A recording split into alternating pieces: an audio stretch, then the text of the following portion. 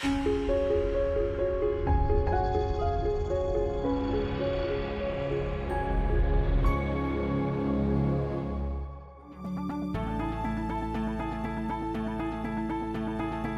usually define corporate responsibility as how you do your business, not the business you do. We know the societal expectations are in fact that we are driving improvement and progress and not wait for regulation to catch up.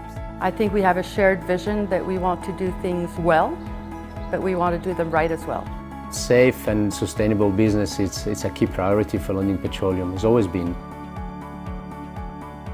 Norway is one of the most transparent and regulated countries in the world where the oil and gas industry exists. In 1971, the ground rules were set. Norway from the outset decided that flaring of gas as a norm was not acceptable. And then we took it a step further in 1991 when we introduced CO2 tax. And of course that was a huge incentive to make sure that our operations are already very energy efficient.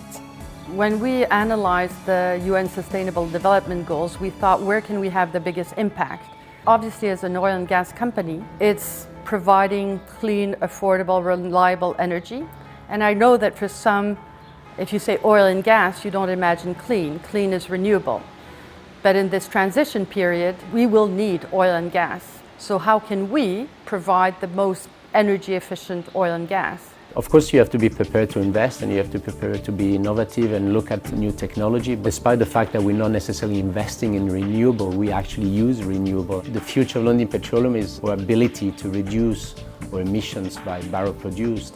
And we are in a perfect environment from a country point of view. At the same time, we try to have a very entrepreneurial and innovative spirit so we can do even better. As an example, the national average in Norway of CO2 emissions per barrel produced is half of the world, and we are below that.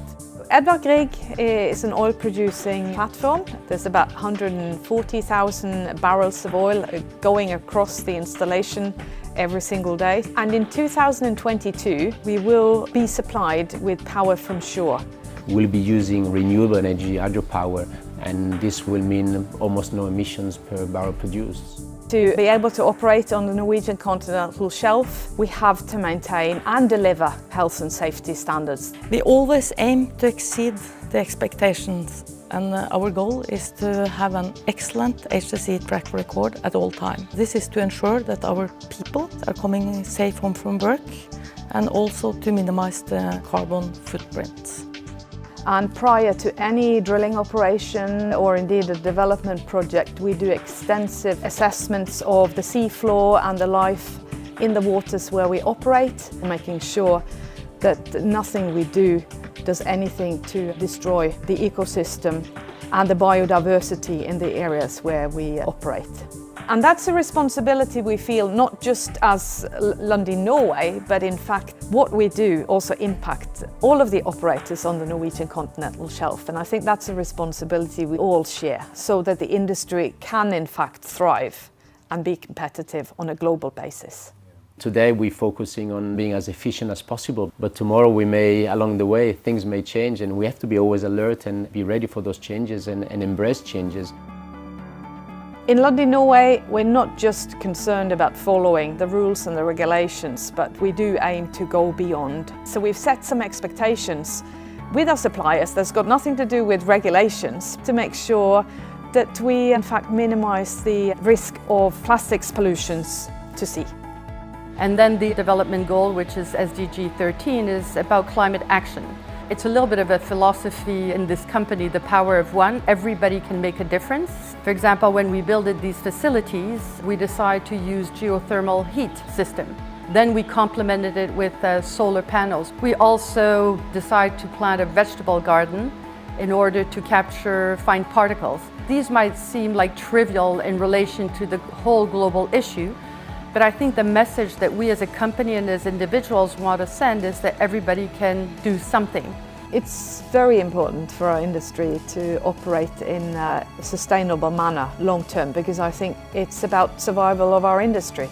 It's about competitiveness, it's about producing energy in a way that the world is willing to accept our energy.